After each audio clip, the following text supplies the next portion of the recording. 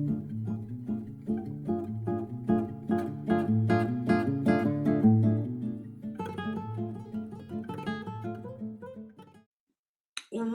in, friends. 5 minutes with Sean, maybe 10. It is an April start. Unbelievable. Great time of year. Spring is here. Summer selling season is beginning. I'm excited. I love it. Here's what I want to talk about, though. A lot of different conversations right now. In the beginning of the month's a great time to have it. Is the idea of gross versus velocity, right? I got the two approaches that I believe exist in retail sales, and looking at them both and hearing conversations recently, and some of them are for some big players in the velocity game who are saying, hey, look, velocity is great. OEM structure is weird. Hitting the number is odd. So I'm going to focus. I'm going to hit the gross. I'm going to go after what I got right now. And so what you're seeing is in some places. Now, look, I grew up a velocity kid. I'm not going to lie to anybody here. Anyone who knows me knows this about me, that velocity is my game. It just is, because my thought was for every 2 cars I sell, that's 4 service customers, that's 2 referrals. There's like every customer is worth, every 2 customers to me on a velocity game is worth more than every 1 customer on a gross game. Now, don't get me wrong. I completely understand that gross is what, turns the lights on, keeps them going. Velocity is what keeps people busy, keeps people in our database. And that's where I become a big fan. Now, I'm someone who tries to cut out all of the in between for car deals, right? I've been someone who has approached customers my entire career saying, look, we can negotiate for 5 hours, or you can just tell me your budget. I'll see if I can hit it, plain and simple. And budget's becoming more of a discussion, which is why payment-driven discussions are more important than ever, because payments is what matters. Payments is what pencils for people. So the cost of a $40,000 car is irrelevant if the payment is $400. If it's an $800 payment, it's irrelevant in different directions. It's not affordable. So affordability is the big name of the game right now. And so with people looking at gross versus velocity, I have a lot of people who, depending on the brand, have a lot to chase in velocity, right? A lot of back end money there. But back end money chasing is a commitment that must be made on day 1. It is not a commitment that can be made on day 15, in my opinion, because by day 15 you're behind you're behind the 8 ball. Now you're starting to spend money to hit a number that if you don't hit that number come the 30th, then that money you spent is kind of lost against the ledger, which is already a losing proposition. As I said, there are some manufacturers right now struggling more than others. We're fortunate to have clients in almost every manufacturer space that there is. And so we can see certain trends within certain brands, and you see gross profit in a lot of these guys going backwards on new cars from where it was, which again, if we're going to look at COVID as a high point of gross, and now we're 6 years removed from that, it's with understanding, I believe, that these things happen. It's not odd to me. It's not something where I go, oh my God, where do we get this from? No, it's gross versus velocity.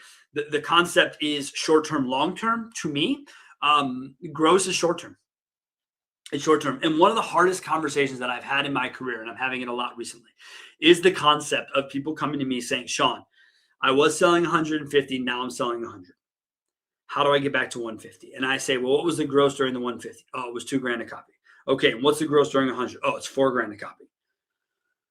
Okay, well, ladies and gentlemen, I hate to be rude, but if gross profit is up and units are down, then that makes sense to me that your gross profit overall is probably up, depending on that. But what we've seen in some of our bigger stores selling 250, 300 units, they're selling the 250 units, not the 300 units, but the gross they're making overall is far greater than the 30. So again, against the additional 50, excuse me. And so I understand the mathematical equation to gross is a pay plan driven, gross is all of those things.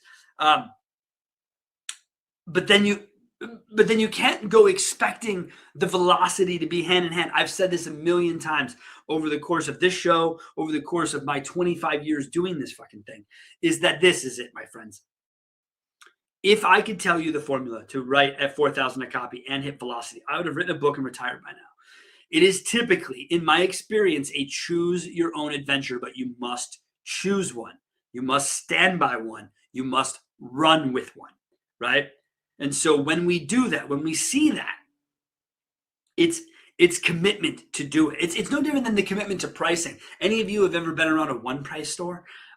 The commitment to a one price store, when a customer says, cool, we'll make the deal over another 500, and the one price store says, sorry, can't do it. You have one price. Have a nice day. And I watched that customer walk. It is jarring. And I've seen it happen a few times in my life being in stores. And I want to go running out the door going, I'll give you $500 and just to make a car deal. But when you're committed to something, you must stand by it, regardless of convenience, regardless of pressure, regardless of beginning of month, end of month, like we talked about last week. None of that shit matters. What matters now is in the moment, where are we at? Who are we dealing with? And what are we trying to accomplish? And when we decide if you're going to be a velocity dealer, start being a velocity dealer on day one. Same thing for gross. If you're going to get into it, but realign and reset your expectations around things.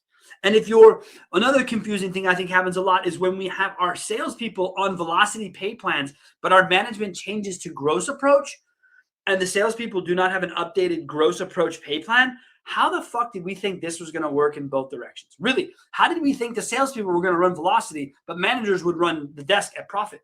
And again, I get pay plan, but you have to make sure pay plan is vertically integrated from top to bottom to pull the rope the same direction. And you may say to me, Sean, that's crazy. You can't see that. I see it all the fucking time. This is not new, ladies and gentlemen. And more importantly, when the pay plan gets worked and done right, what's the next thing that happens?